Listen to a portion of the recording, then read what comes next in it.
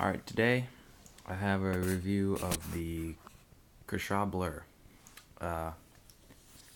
Black finish, well, it's all black, and regular blade, plain finish. Black finish, plain blade. Let's start out with the handle. Says, camera's not good at close-ups. Kershaw, Canadian, USA. This knife is good and it's bad. I bought it just to use outside, whittle, carve. Well, not really whittle.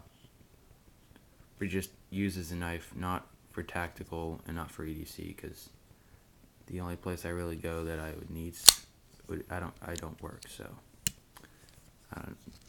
not yet, but this is, in my opinion, a tactical folder. And the main reason is because the speed assist and the recurved blade, which is good for slashing because the belly of the knife is better. I don't know how it works, but yeah. There's 3 body screws and a pivot screw holding the knife together. The pivot screw is one-sided. That's the one thing I like about the knife. One of the things I love about the knife is because it makes it easy to loosen, to take apart, and to tighten if you need to.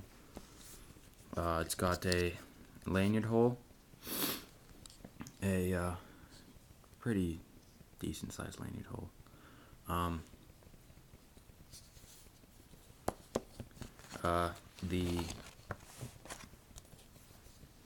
This part of the knife that's rough is called tack, something like that. Inserts. It's just an insert in the blade. The handle, to make it grippier. It's a little rough, but and then the rest of the handle is aluminum, I believe, or some type of metal. Pillar construction, kind of like my Rat 1. So anything you cut with it, blood, guts, anything, it flows out. Little stopping pin doesn't come out. The handle is I like the handle design. Pretty comfortable, contoured to your hand, no sharp edges. Pocket clip is pretty good. Actually, it's really good. If you can see, the pocket clip bends up at the end, allowing you to get it in the pocket very easily. It's blackened. It says Kershaw on there. Held together by 2 pivot screws, and you can put it tip up or tip down, but you cannot put it on left-handed carry. But doesn't matter for me because I am not left-handed. But and the nice thing is, you'd think that it would rip up your pockets, but there's no of this rough insert under the pocket clip, so it doesn't tear up your pocket. Too bad. I don't carry it enough to actually know how bad it would tear your pocket up, but because I really don't carry a knife every day. Actually, I don't carry a knife at all, unless I am going on like a hike or something.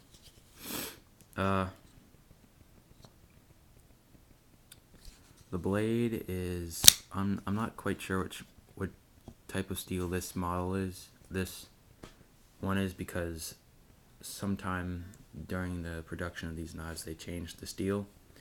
It's either like Sandvik or 440A or 440C, one of the two.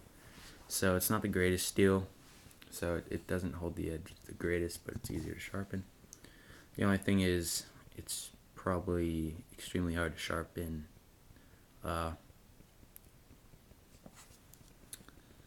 That's the only thing.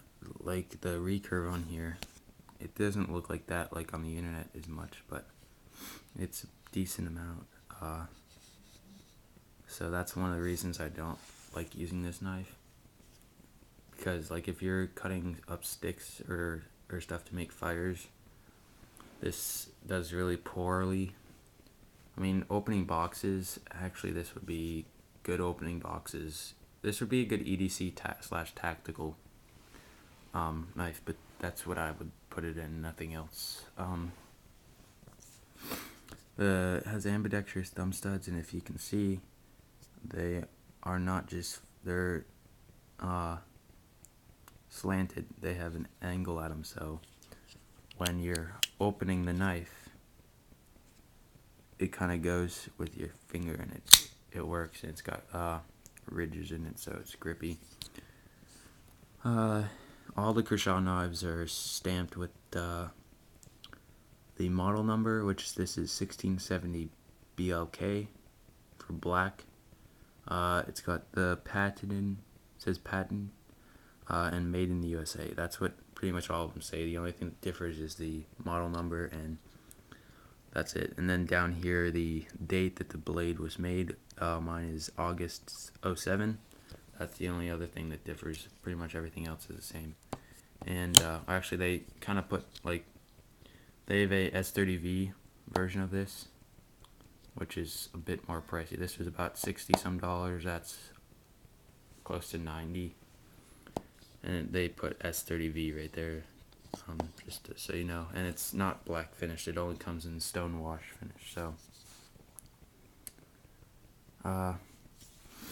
it does have stainless steel liners, but only a little bit of the handle. Like, it's not the whole handle. It's like it just the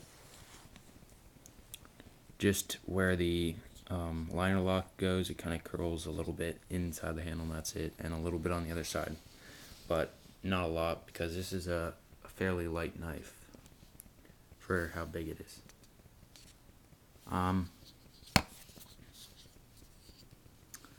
I've heard a lot of people talking about the liner lock isn't very strong, and people have said it's closed on them. I haven't had it closed on me before.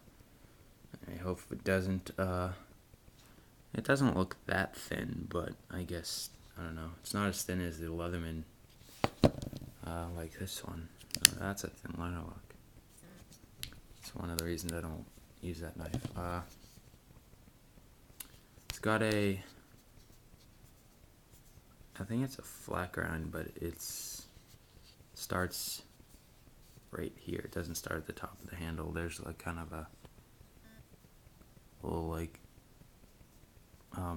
high point here, and it kind of goes down here and then goes down to the edge. Like all Kershaw knives, it came very sharp.